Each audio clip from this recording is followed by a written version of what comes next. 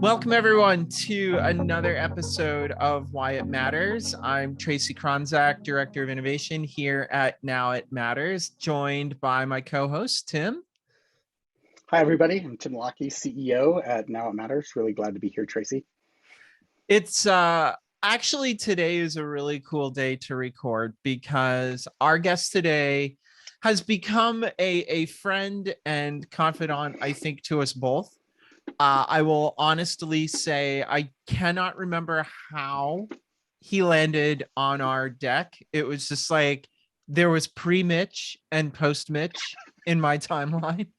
But I'm super happy to have you on the show today, Mitch. Why don't you introduce yourself and tell us a little bit about who you are and what Pond is doing, because joinpond.com has been your life and our privilege to share the journey of over the past year. Absolutely. Yeah. So I'm Mitch Stein. My pronouns are he, him. I'm the CEO and co-founder of Pond. It's where nonprofits get paid to learn about software. Our goal is to make the best tech accessible to every organization in the world and maximize technology for all the causes we care about most. What that really means on the platform is that any nonprofit can join. They can do so anonymously. They can share their needs, their questions around any type of tech and technology they're using in their organization. And providers of those services can reach out to pitch them their product, help them with their question, and they actually get paid for engaging with them. What we've done is basically take the marketing model where companies pay to find potential customers based on who fits the right persona and saying, what if that could benefit the potential customer directly, make the process easier for them, and actually build up a budget for them to spend on these things that we know are so hard to get budget for. So happy to dig in more, but that's kind of the overview of the platform. And we launched in March of 2021. We have over 300 nonprofits on the platform, about 170 different technology companies. And we're just continuing to grow and expand who we're working with and what we're doing. That's great. I am looking forward to digging into what Pond is, but before we get there, I think people need to know more about you. So I know you were climbing the ladder at Goldman Sachs. You were going places, doing things. You were like hitting the high point of what everybody considers like the perfect career, and then you stopped. You stopped that journey and you went in a completely different direction. So I think a lot of people are asking, what happened? Something terrible happened. It is a good question, and it's hard to explain in like a resume or a CV, like what happened between those two positions. But no, I was an investment banker at Goldman in New York for almost 7 years. I had worked in a few different positions. Did a stint where I was actually directly working for the CEO when Lloyd Blankfein for his last year and a half, managing his like client strategy. So engaging with businesses and people across the firm and around the world, and moved from there into technology banking. And I think that role was really pivotal for me in opening my eyes to the great big world out there. I think when you do 2 internships out of college with a company and then your head is there kind of in the sand, it's hard to get out of that and see what all is out there. And I think in that role was just so global in every sense of the word. I really opened the aperture on what people were doing. And it is a lot of why I wanted to go into the technology space as a banker, and where I made my kind of next move. And I got started there, and was working with a lot of companies now that were founded by people like me. It wasn't some crazy concept that, I think we all get this image in our head that a founder of a company or a CEO is some like otherworldly, unattainable thing. And I think the combination of having worked directly with a CEO of a big company and then working with a lot of entrepreneurs in my job, I was like, these are human beings. They put their pants on one leg at a time. And it's something I could do. Actually, when I left the job with Lloyd, he sort of had like an exit interview where he was asking about how it went and what I liked and what my biggest lesson was from working with him. And I told him my biggest learning was, I think I can do your job. And I'm like, I don't mean like today. Nice. Or even That's like really ballsy too. I love That it. is, I love it. I love it. Not even necessarily like this company, but Yeah. I mean, I've seen on the other side of the curtain. Like, I know you obviously worked hard and you're super smart, but in 30 years, there's no reason I couldn't be doing that too. And so I think that it was just part of like building this possibility for me. And then I got into that tech space working as a banker and covering a lot of marketplace businesses, and simultaneously outside of work, which isn't as present in a resume, but I was doing a lot of fundraising and board service for the LGBT Center in New York, which had grown to be a huge passion area of mine. And I was spending so much time and energy fundraising and working with the organization. And I had all these people being like, you're incredible at this. Like, this is clearly what you actually care about. And like, I felt my like heart more drawn to that.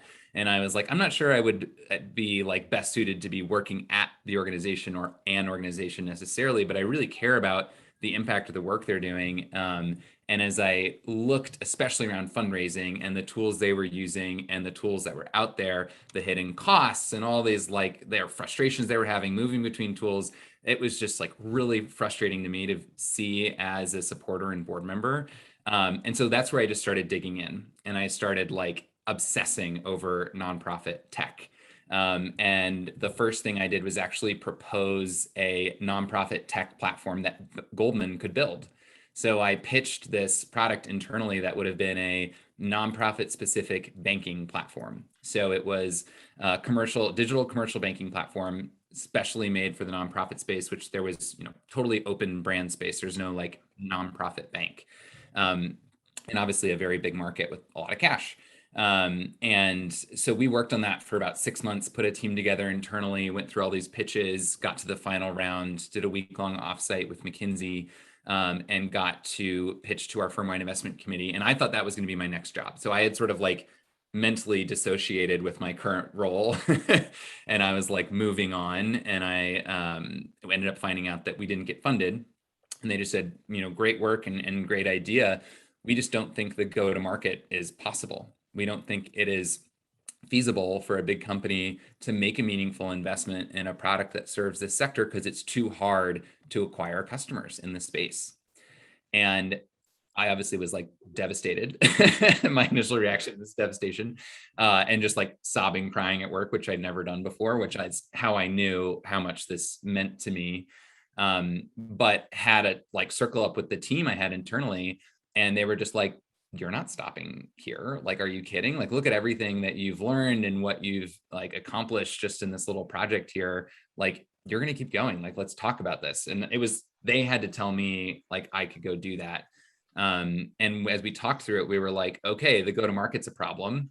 Let's make the go-to-market the business we want to build. Like, let's make a marketplace that truly wraps around and is the infrastructure for the sector.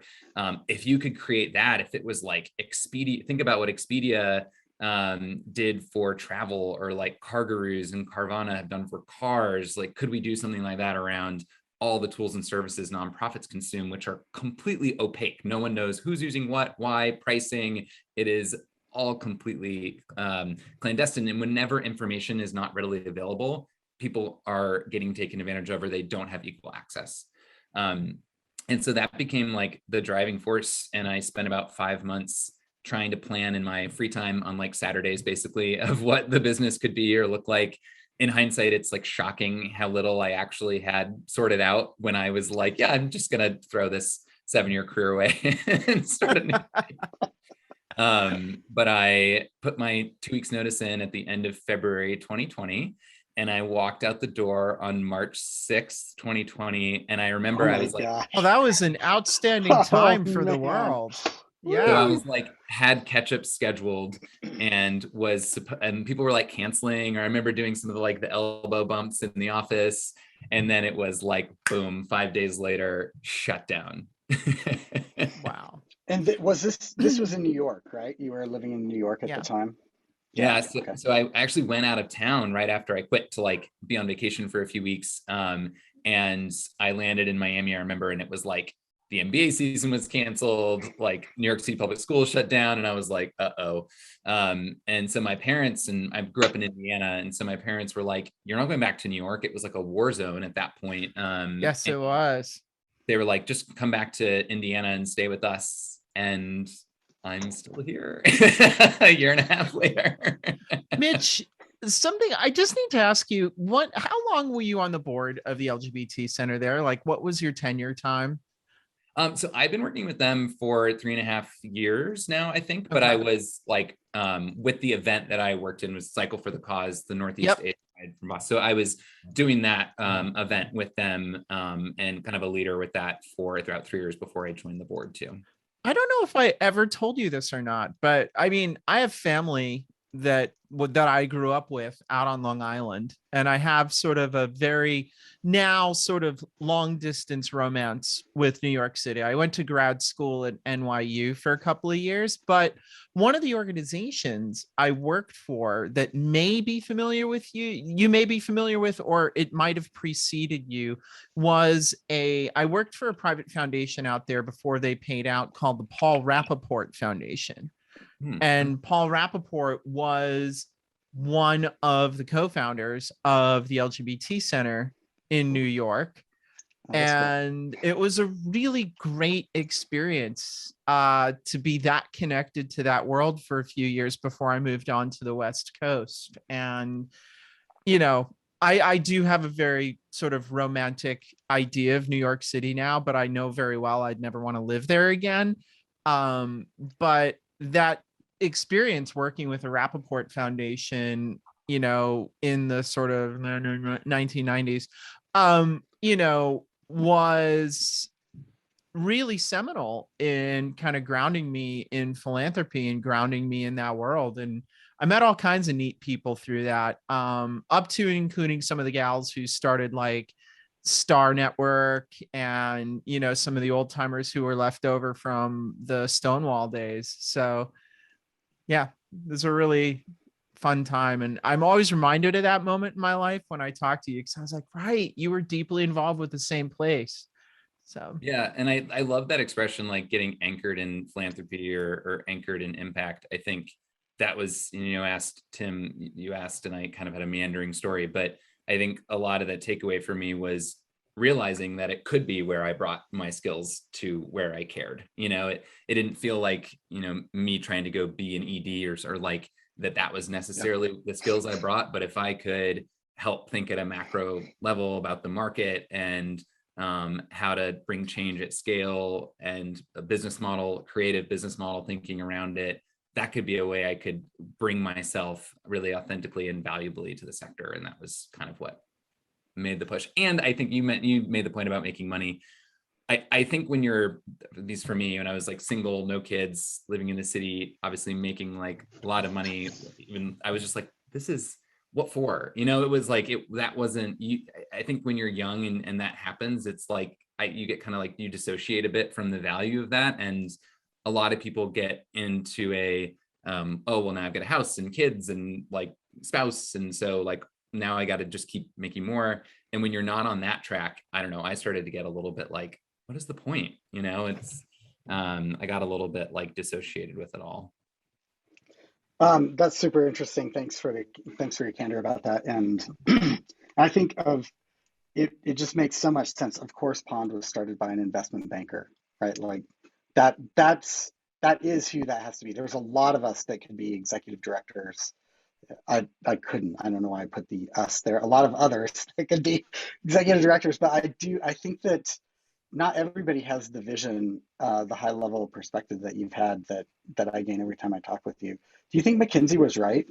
Is it harder? Like, is this ecosystem more opaque? Is customer acquisition harder, and why? And how did McKinsey know that? I know like they know everything, but how did they know that anyway? Well, it was the like the Goldman, like the investment committee at Goldman, that McKinsey was like our supporters. They were like, okay, gotcha. Sorry. Yeah, maybe behind the scenes they were telling them, and I don't know. But no, it's a great question, and it's something like, you know, we talk candidly about the challenges of early startups and early companies, where there definitely are days where you're like, maybe they're right. Maybe you just cannot get to this customer base. But no, I think I do think they're right that it is challenging, and I think that's where the value in what we're trying to build is. Like, if it weren't challenging, there wouldn't be as much value in what we could unlock, you know, if we're able to build it. And so it's one of those things where people point out your biggest problem as a company or as an idea, and it's like, exactly. You know, when you're at the early stage, you're like, yes, I agree with you. That's why we're doing this, and it's why you need to be in that experimental stage, right, where you can act fast. Like, and that was the message from Goldman too, was like, we're a big company. For us to put a big investment into a new product is a big deal. For a startup to be tinkering around with different approaches and new models, I mean, that's what we've been doing for a year and a half, over and over again, of just like falling forward and trying new things, because that's what it's going to take to figure something out that is very fragmented, very opaque. I mean, to get at your question of like why that is, or what the reality is in the sector, I think it is, it's so localized, and it's so complex, and there's so many stakeholders. It's not as straightforward as for-profit business, right? You have so much more involved, and they tend to be more grassroots local organizations. And so you're looking around you for help, advice, expertise, direction. And so that's why you get these pockets of knowledge everywhere. But as we all know in discussing privilege, like that's how knowledge also gets sequestered away from other people. And so I just, now that I've met with so many people in this space, I think so often about, like, you know, Tim, I know you're presenting at the Montana Nonprofit Association conference. Okay, what are they communicating or working on or doing that's getting repeated in 49 other states and maybe hundreds of other cities or local AFP chapters? And I think they're all obviously all doing phenomenal stuff, but what is there that could be united amongst them? And what could harness all of the like knowledge and activity in one place where it is more accessible to everybody? Yeah, I'm going to ask one more question. I'm sorry, Tracy. I know I'm like, no, it's fine. I mean, no, you're so much more the economist than I am. I'm like looking at this through an entirely different lens. So yeah. So the other piece that's really intriguing about that is why, like, is it actually a different sector? And I ask myself this all the time, like, you know, and you and I have gone back and forth on this, and my standard line on this is, in the for-profit, you do as little as you can for as much as you can. In the nonprofit, you do as much as you can for as little as possible. So those have to create different dynamics in markets. But I'm always curious, like, where do you see the effects of those? Is that hyper localized one of those places? Is the, you know, is the opacity, is that even a word? Opaque, Opacity is whichever the thing. correct word. Opacity, Yes. thank you. Is the opacity of this ecosystem, you know, is it related to the fundamental economics of it? Yeah, and your first question is a phenomenal one of like, is it a sector? And it's one of those where like it is because we say it is. You know, it's like it is a manifested reality where it's its own sector, because you know because of those similar models. But the reality is, if you find a nonprofit that is a, you know, housing nonprofit that has a business model akin to other housing developers, now it's more comparable. You know, they've leaned into their for-profit comparison or counterpart, and now they're part of the housing sector. So I think I would say it doesn't have to be, but it is today. It would be kind of my perspective on that. But I think to your question about, is that contributing to the opacity? I think so. I think that what you described, I guess I would sum up as the scarcity mindset, doing as much as you can with as little.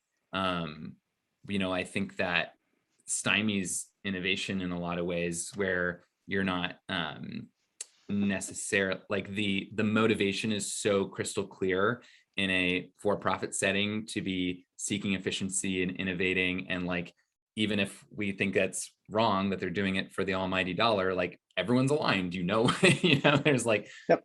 whereas it's when that's not your motivation, and then you have something really squishier that's harder to define that you're going after, it becomes like, the energy, it's moving in a lot of different directions, and harder to harness in one direction. So, I mean, maybe part of the opacity is the fact that it's 150 different sectors and captured in one, and there's no way to meaningfully, or so far there's been no way to meaningfully bring them together in a centralized system.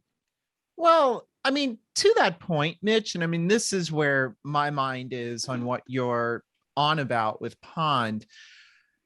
I mean, first of all, I'm having a little bit of a reaction to like the nonprofit world is a world because we say it is. Like that puts it in my head a little closer to Bitcoin.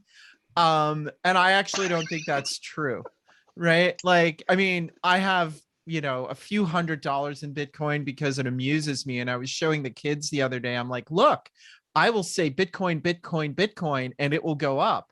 And I did. And they were looking at my phone and they were like, oh, it did.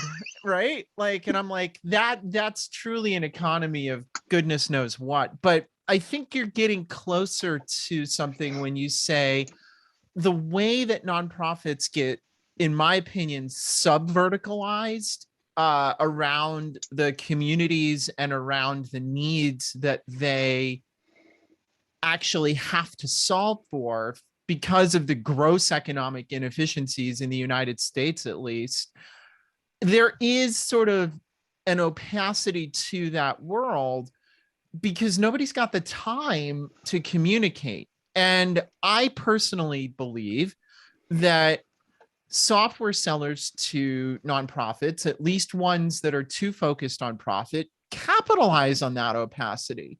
They're like, we're going to make you feel as special as possible in this moment to close the deal. We'll worry about the consequences later, and we'll let our partners deal with the cleanup.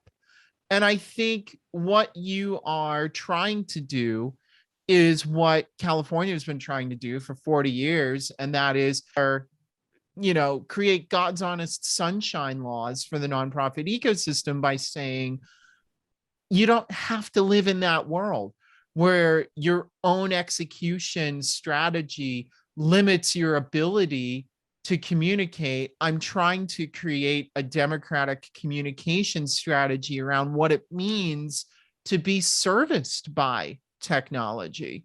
And I love that. It dovetails into my personal high horse around data for nonprofits. But what I'm curious about, Mitch, what has been the reaction of other people in the nonprofit ecosystem? I mean, you could probably say Tim and I are long timers, but what has been the reaction of other folks who've been around the block a while to what you've been working on? Yeah, it's a great question. And I would first acknowledge that it's been amazing how many people have connected with me and coached me. And I mean, I think count the two of you at the top of that list of just sharing experience, knowledge, expertise, willing to hear me out, correct me. Like, I'm so receptive to that. I think a lot of innovation needs to come from people with different backgrounds or experiences, but it also needs, like, any sense of arrogance in that has to take a back seat. And I think I've strived for that. I've not always done it. I've learned my lesson when I haven't, but just trying to be a sponge of learning from people and taking that all in to come up with a new idea is just the process I've ascribed to, that I think ultimately will be the way. I think I would put people in a few different camps. I think there are people like the two of you that are like just really excited about change and progress in the sector. And so even if it's not perfectly sorted yet, they're like, yeah, we want to be engaged with this, and there's something here, and you're onto something interesting, and you're providing value.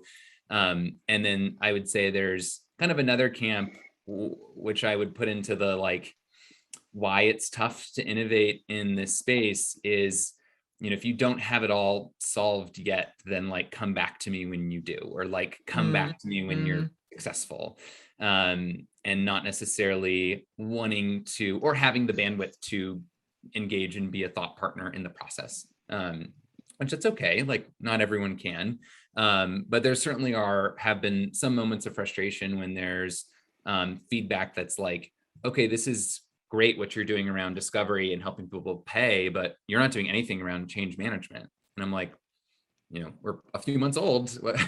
we want to do it all, but that's an important startup best practice is like find the thing you can improve and make it narrow and do that really well and then expand from there. But that's tough in the nonprofit space because people want holistic, they want problem solved. It's very similar to politics where it's hard to get credit for incremental progress. You've got to like have the whole slate of everything done. And so, yeah, that's been the rub I've found in the innovation in the space is sometimes it is hard to take those incremental steps of progress.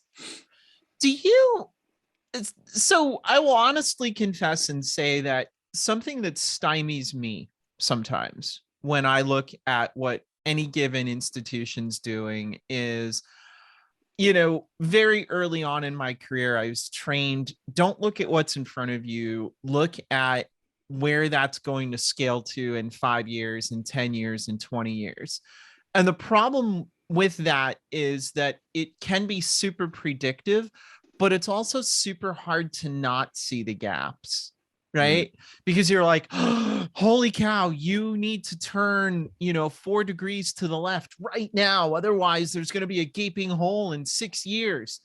And I've been very privileged to work with a lot of early stage startups through Now It Matters, and in some ways you're the tail wagging the dog, and in other ways you're just trying to keep the dog on the leash on the sidewalk when it comes to how you develop as a company. What I would love you to just kind of talk more about is that journey from being where you are as a business, because I don't think it's understood by a lot of the nonprofit ecosystem what it truly means to be a startup serving nonprofits. Yeah, absolutely. There's this cognitive dissonance that you sort of have to assume as a founder where like you have a vision and you know what that end state could be. And it's hard for someone else, like you said, you're going to notice all the gaps and holes along the way. But if you had that perspective as a founder, then nothing would ever get done, right? Like you kind of have to suspend some disbelief and just understand that you're going to tackle those problems as you get to them. For me, small side story, for me personally, that's been one of the hardest parts about fundraising for a startup from the investor community is I think when you're in your own world and bootstrapping things, it's easy. It's a lot easier to like buy into your own vision. And you like, of course it's not logical. Like startups aren't logical. It's logical to go get a job and get a paycheck and like not have to worry about things. And there are like missing pieces that you accept that you'll figure out in future date. When you talk to an investor, they've got this logical expectation of like understanding the next 12 steps and things that are going to happen and poke holes. And then you start to focus on that as a founder. And it can start to be rather defeating to be like, well, yeah, you're right. Like maybe I should have focused on that more. And the answer is probably like, no, you kind of need to have some of that disbelief to keep going and to inspire others with the same vision. And it can, it's hard to keep that up at 100 all the time. So I think that's a general challenge for startups in general. I think in the nonprofit space, it's tough. I found it's tough because the trust is so hard to earn and establish. And I find that the stakes are very high for people to engage with someone new. So it's, and try a new tool or do something new. Their time is limited. People have really limited bandwidth. They're generally stretched, especially in the last year and a half, a lot of burnout, a lot of churn.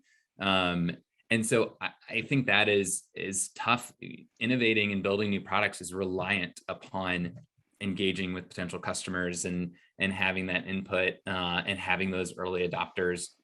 And so that is definitely a challenge of how you get that kind of early engagement from people and get it in a real way. So the other problem I've encountered, there's a great book called The Mom Test, and it's for startup founders, and it's basically a guide to say, like, if you have a startup idea, don't ask your mom if she thinks it's a good idea, because of course she'd be like, yes, sweetie, that sounds great. But I've grown and learned that over time. We've gone through some iterations of Pond was previously a different company, a different name, a different platform. And I think in that first iteration, I did a lot of like, hey, I've got this great idea. What do you think? To a lot of people in the nonprofit space. And everyone's like, yeah, it sounds great. So you don't really get the feedback that you need to test that product market fit. And so that's just been an important lesson to me, because I had a lot of conversations where I know there were people on the other side of it being like, oh, it's really nice. This guy's trying to do something nice for nonprofits. I should support him and encourage him. But what would actually be better is like, what would you really do? Like, how would you really use this? What do you really need? And that was an important lesson that's hard to learn, to not, because you also feel like you need to validate why you're talking to them, right? So you need them to think like, or there's pressure on me to be like, oh, I have to present to them a cool idea that they're opining on, or else they don't want to talk to me, which that might be the case sometimes, but that's what you want to try to avoid, is getting in those more honest conversations to learn from people, and then, be engaging with them around a product when you have it. And again, learning from them, not letting them pull you in your product development versus pushing on others. I will say, before I let Tim jump in, I will just say trust was something when I first met you that I did struggle with a little bit. And it is because of my years in this ecosystem. And, it's hard when you're doing exactly what you described. And that is, I have this idea and I want to know how it's going to land. And, for someone like me, like, I haven't been a nonprofit executive for a long time, but I have been a tech executive for, an equal sum of years now, if not more. And that was my reaction. I was like, oh God, if I have to walk another sort of besotted sort of white guy through this world just to get to the end point of them saying, this sounds super complicated, but thank you for your input, like, I will claw my eyes out. Right? I really will. And I think, what has differentiated your work is you have been willing to dig into, like, okay, there is power and privilege embedded in that question in the first place. And the first pivot you made was, I felt like, a recognition of that. But yeah, I do agree with you that trust, authenticity, and value are the currencies of the nonprofit world, including for businesses that serve them. And go ahead, Mitch. Just a quick point on that, and we can talk more about it later, but I think those are values for any business. Like, that's something that I keep coming back to over and over again, the lessons I've learned in how to better serve the nonprofit space with our company. I'm like, looking back at the rest of the world and being like, yeah, everyone should be focusing on these values and these business practices. And that's a lot of my narrative around, historically, things have flowed downhill to the nonprofit space in terms of innovation and dollars. You make your money in the for-profit world and then you give it away. You build amazing tech for for-profit businesses and then you kind of shoehorn it into a nonprofit use case.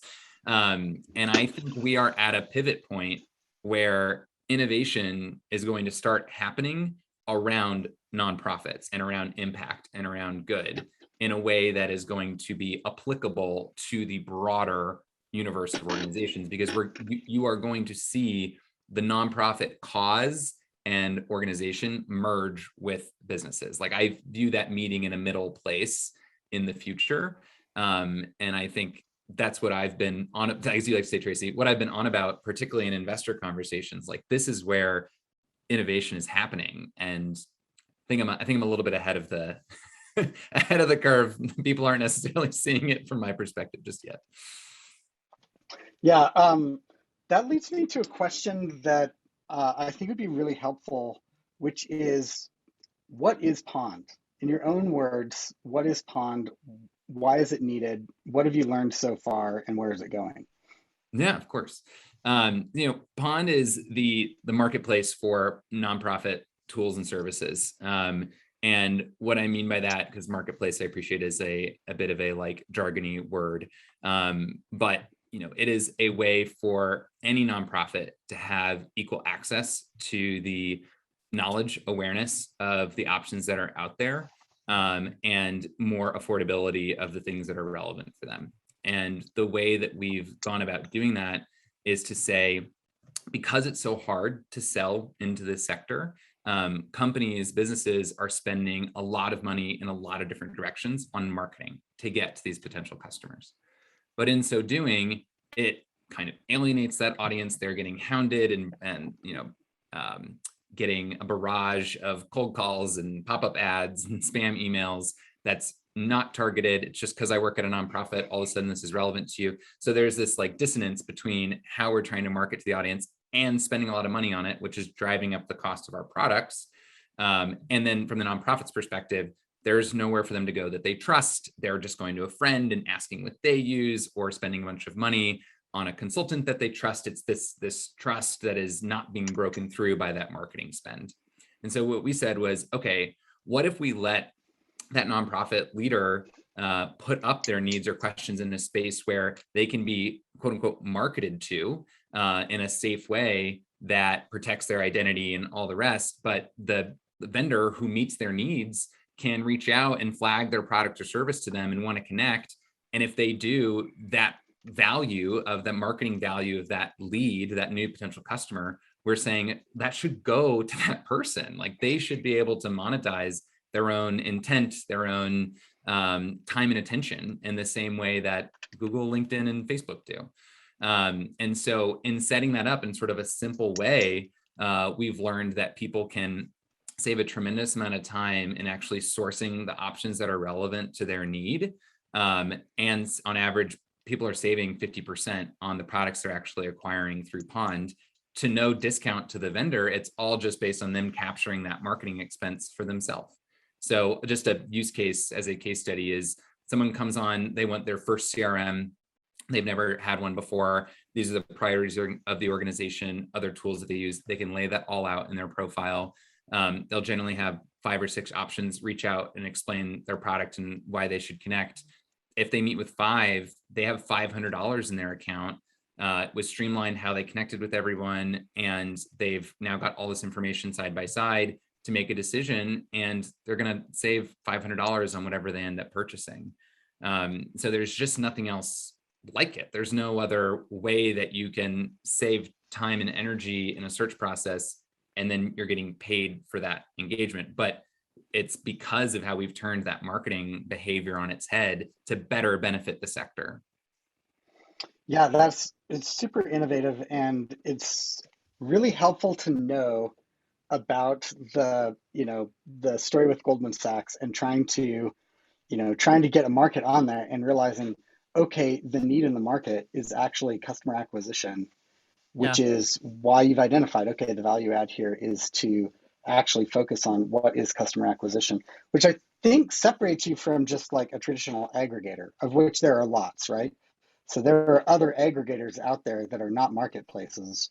How would you describe the difference between what you provide and just another aggregator? Yeah, I think most aggregator services are advertising platforms. So like that's where they're deriving their value. I mean, you think about software review sites, there's obviously a bunch of them.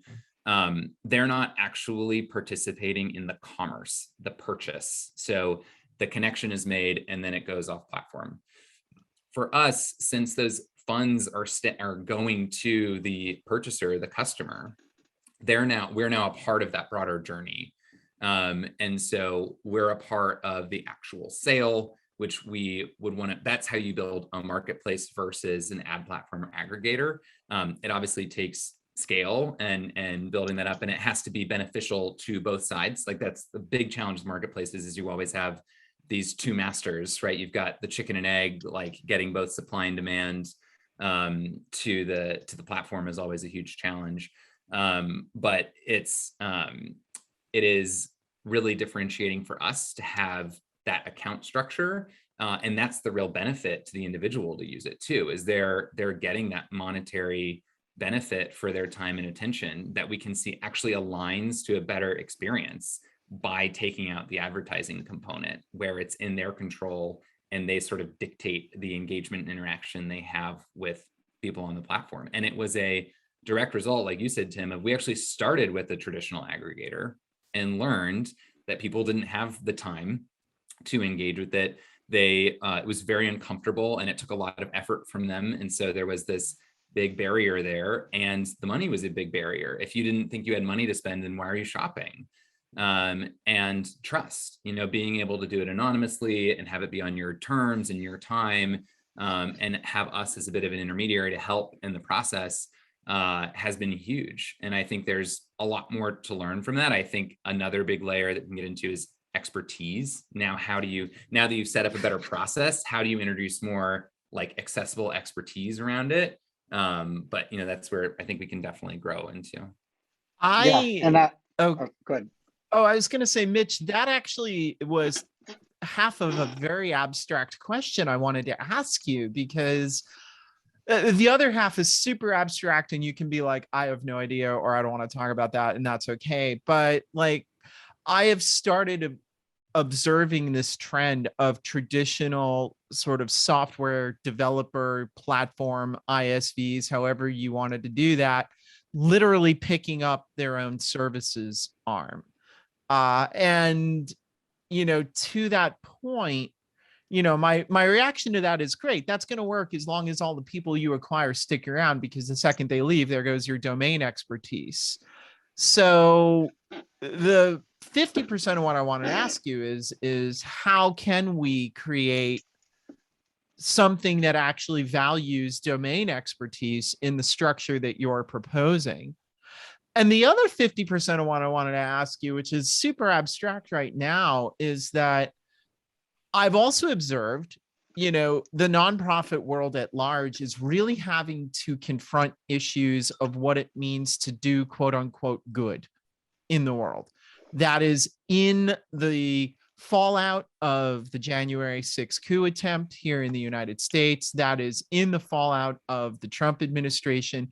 And that's in the fallout of some huge gaffes that major platforms have made around enabling hate and enabling organizations that detract from liberties.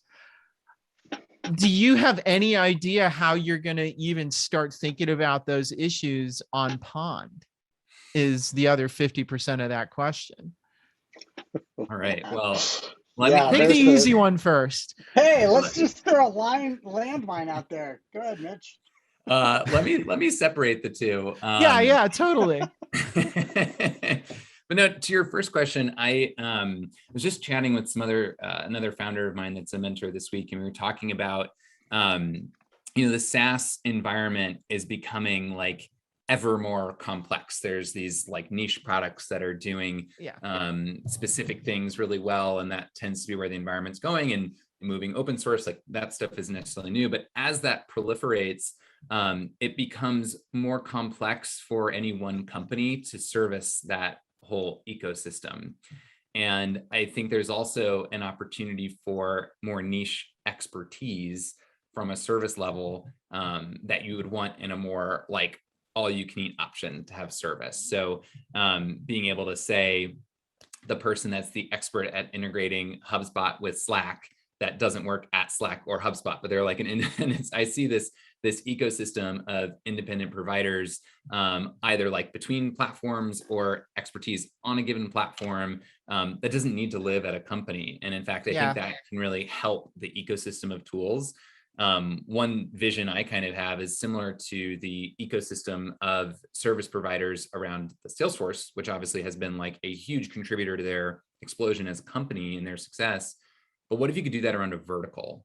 So in the nonprofit space, what if you had a similarly like centralized, engaged, tracked, verified, validated, trained, all those values on a platform that kind of is a service layer over the complexity that we're trying to solve for? Because the reality is none of this stuff is just a tool. And there's a reason my hypothesis that tech in general, people feel it's behind in the nonprofit space in terms of adoption and utilization, is I think people are much more relational in the sector too. And so they veer towards the personal help, the consultant, the doing it with one-on-one with another person over the tool. And so I think for us, it's naive to think just tools is going to solve all of these problems. There has to be a service human layer to everything on that continuum. And so I think that will be a huge component of Pond as it grows. To your second question around just like bad acting, I guess, within platforms in general, I think it's important to set things up so that the core model is somewhat virtuous and self-correcting. I don't think it can be perfect, but if I can be like a little crass about Facebook, like Mark Zuckerberg started that platform to look at pictures of hot girls and make money, right? Like, so it was always about grabbing attention so you could sell it for advertising. And that's been like the truth all the way along, that all the algorithms that now have like gotten away from us were built around from the like very beginning of that company.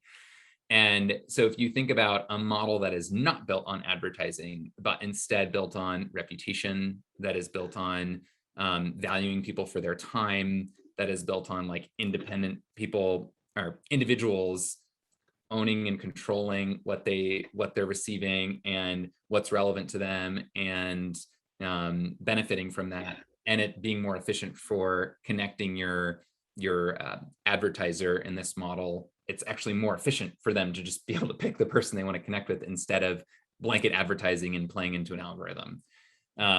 So I like to look, I don't know, like obviously don't know where things will evolve, but I feel like having a more virtuous model like that helps. I mean, I think that's what we've seen play out with other platforms like Uber and Airbnb, where having like a rating, vetting, validation structure can be really effective in how people behave.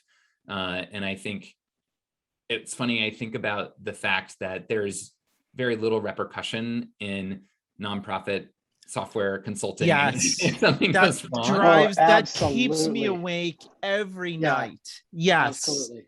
And Right. I think about it's the similar thing of like nowadays, if you get in a taxi, and I don't know if you've had this experience where it's like, wait, I don't know who this person is, and they don't know who I am, and like, what if they don't go where I say, or what if something goes wrong? Because you realize all the security you had from using Uber, and like you don't appreciate that until you've seen what it looks like. And I think there's a real opportunity to better regulate and monitor for everyone's benefit this like sale process and exchange and commerce in the sector that can be a bit Wild West at times.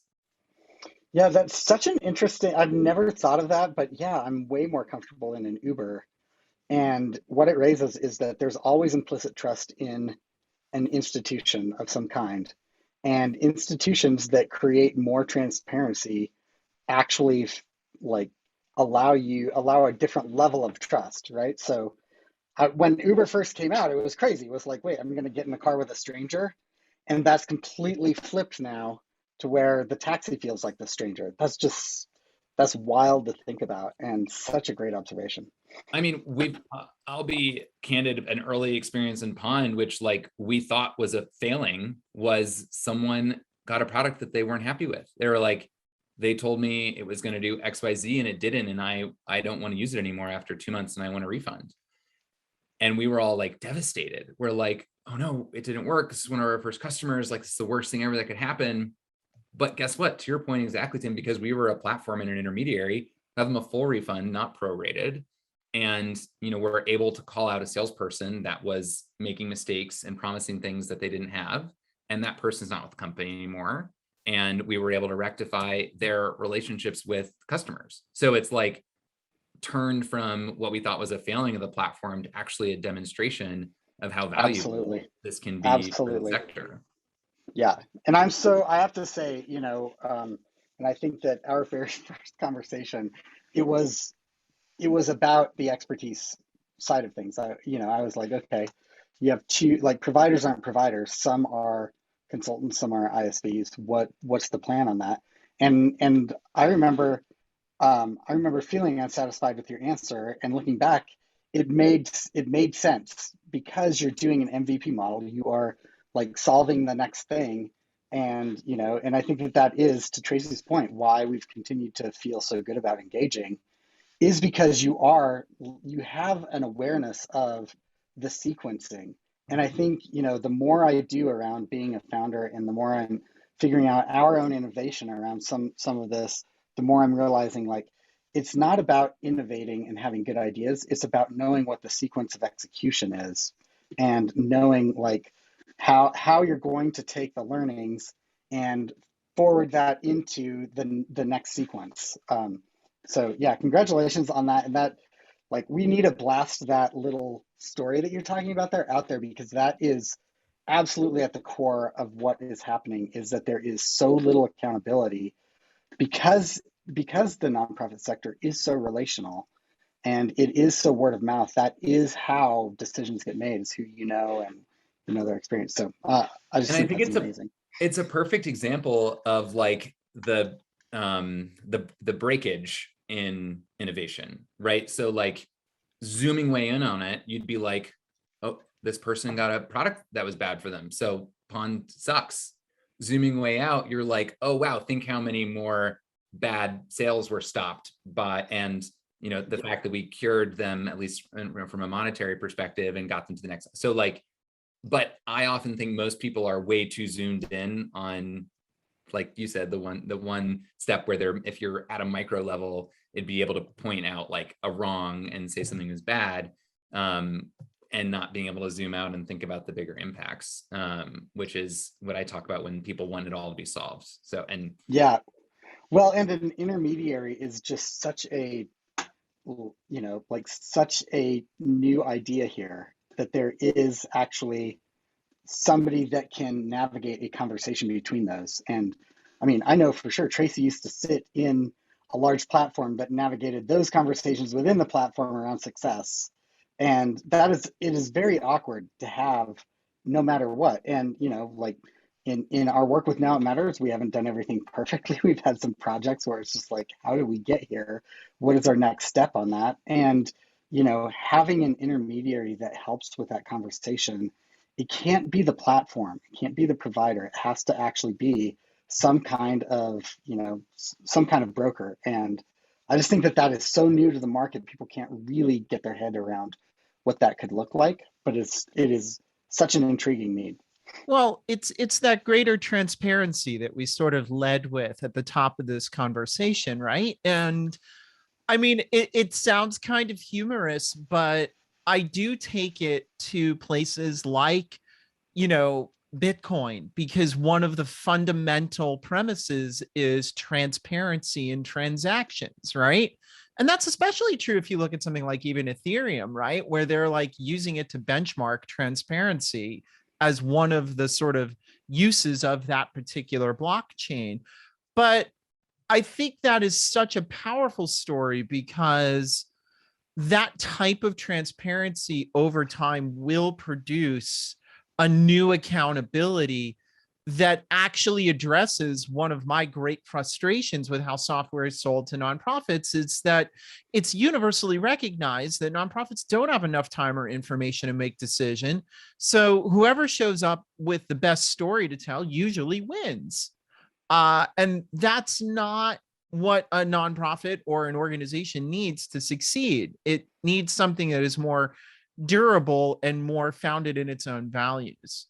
Um, I wanted to ask both of you, just take one more pivot in this conversation, which has been amazing. I want to ask both of you one question. And it's connected to both of who you are and who I am not. And I want to say, I have watched both of you in a very professional world and in very broad context to be super vulnerable about what's going on for you as human beings. I don't think I will ever be that person. I was conditioned not to by the IT industry. And frankly, as someone who's shut down all of their social media except for LinkedIn because of issues of trust and transparency, like some of the stuff that y'all put out there is terrifying to someone like me, but y'all put it out there. And I just want this to be part of the conversation that we put out to our world, because both of you have a really concrete why behind that. And I would love to hear your whys. Yeah, Mitch, why don't you go first on that? Yeah, I mean, well, first of all, thank you, Tracy, for kind of bringing that to attention, and glad to hear that it's, you know, resonates, and that you recognize that. It's been interesting for me stepping into such a new role, to go from being like a one of a 40,000 person company to all of a sudden being like, you know, kind of independent and out on my own and not worried about people, you know, was like constantly worried about everything you type, someone was watching. And like, it's just an incredibly, it's liberating. And I felt like in that liberated sense as a founder, and kind of like, you know, in my own space I was creating, that I needed to own it as myself, and that would be the best thing I could do for others too. And I think particularly as a gay person, I have gone through parts of my life where I've like hidden a lot, and then like slowly had to peel that back. And I know what I as a person am like when I'm hiding and when I'm not. And I know I am not at my best when I'm hiding, and it's not the best thing for others. And so I think that's driven a lot of, and I did shades of that when I was working at Goldman, but it really like blew the lid off when I moved into my own role of just sharing and being honest. And I would say that the other big piece about it has been moving back to Indiana, where I've been living. You know, I was in New York for 7 years, and I didn't come out until after I graduated college. So for me, I'd only ever known, and Goldman was like super supportive. Like a bunch of my senior mentors were gay, and it was like actually the most supportive place that like made me feel comfortable coming out, which most people probably don't assume. But I had like not even had to think about it being a weird, like a thing, like that it wasn't like normal. Like it just had become such a like comfortable part of my life to move back to Indiana, where I grew up. And I think there was part of the psychological of like being back in a space where I previously was like repressing myself, but also having experienced interactions where like I wasn't around very much queer community, and I actually had experienced some discrimination in encounters with people. And it was like, oh no, this is still the reality. And it's, if I'm not gonna, you know, speak up and be loud, like who is, and who is going to be left behind by me not doing that? And I think that goes for, you know, people that are in the LGBTQ plus community, as much as people struggling with mental health at large. Like obviously those things are very intertwined for a lot of folks. But all of that really pushed me to be more vulnerable, and you just start getting positive feedback from people that it's helping, and you're like, okay, then I need to keep doing it. And you do hit moments where you're like, need to pump the brakes. I'm having as a mentor of mine describes it, a vulnerability hangover. I'm like, it was almost too much. I need to go lick my wounds a little bit, or kind of like recover and get back at it. But having the space to decide when and if I'm going to do that is still empowering. So. Yeah, it's amazing, Mitch. Thanks for that. Mm-hmm. And yeah, Tracy, to answer your question,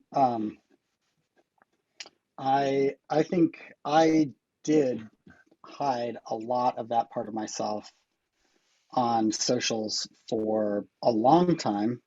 And I think it was friendships like yours, frankly, that kept showing me, you know, it's actually okay to talk about this. But then I got really vocal about it in the last year at some point. There was a racially motivated shooting somewhere in the US, and and Rachel, who was working on our teams, on our team at Now It Matters, Rachel Hands, who I learned a lot from, said we need to actually tell our staff that are of this ethnicity that if they need to take a step away from their desk, that's totally fine. You know, total clueless white CEO moment for me. It's just like, why, what? And you know, very patiently, as always, like Rachel explained to the clueless white guy why that was important, what was involved in that. And I was like, oh, of course, like, absolutely, we should do that. And then later that same week, I had, and this does not happen infrequently, I had a day where I just could not make it happen. And I have a sense of days that I can push through my depression and days that I can't. And I hit in the same week a day I couldn't push through. And I connected, for once, connected the privilege I have of just saying I'm out for mental health reasons to my team, and the difference that others on staff with me had. They needed their supervisor to come to the CEO and explain that before it was safe for them to take a step away on something that's so traumatic, you know, that trauma that can be collective, even if it's not happening to you, just creates that space that they needed. And I think I just realized unless the guy at the top, and it's almost always a guy at the top, unfortunately, but unless the guy at the top creates that space publicly and gives the reason for it, nobody below that really has the freedom to just make that move without having other parties like do the self-talk and all of that. And I realized, okay, I have to actually start to create, for Now It Matters on LinkedIn, the space for our staff to be able to take a step away if they're experiencing trauma. And so I just put out a little blurb about that. I was like, depression's kicking my ass today and I'm stepping away, and gave a little bit of a reason why. And that got like 8,000 views on LinkedIn in the next month or something like that. And the response was overwhelmingly positive. I didn't have anybody that was, you know, calling me out or saying anything negative. And I just realized how much of this is just locked up in fear. And if those of us are going to create some of that space, we actually need to be ready for that. But it's actually like the tides have turned. It's not the way it used to be when I was growing up, where, you know, if you were seeing a counselor, it was embarrassing. If you had mental health issues, that was like you were nuts. The world has shifted, and what's made it shift is people being honest about that and normalizing it. And so that's my contribution. Just, you know, similar to Mitch, I can't hide it, shouldn't hide it, and want to create space for others to be able to experience some of the freedom I have to be able to just say I can't make it work today. So thanks for asking that, Teresa. It's a really thoughtful question. Thank you both. I have been greatly influenced and enhanced in my world by watching you two work, and thank you. For our listeners, joinpond.com, join pond. And Join Pond. Mitch also has his own property, your podcast, The Kids Table. I want to put a plug in for that as well. And thank you so much for your time and thoughtfulness and truly sort of unique, innovative, and I think groundbreaking perspective on where we can go next as an industry. Well, it's been an honor to join you too. It's been, I've obviously been a big fan of all of your programming the whole year. So it's really exciting to get to join, and I really appreciate you having me, and just thank you for being awesome supporters and mentors and teachers. It means a lot. Thank you. Yeah, thank you. It's a joy to journey with you. I'm Tim Lockey. I'm Tracy Kronzak, and you've been listening to Why It Matters. Why It Matters is a thought leadership project of Now It Matters, a strategic services firm offering advising and guiding to nonprofit and social impact organizations. If you like what you've heard, please subscribe, check out our playlists, and visit us at nowitmatters.com to learn more about us.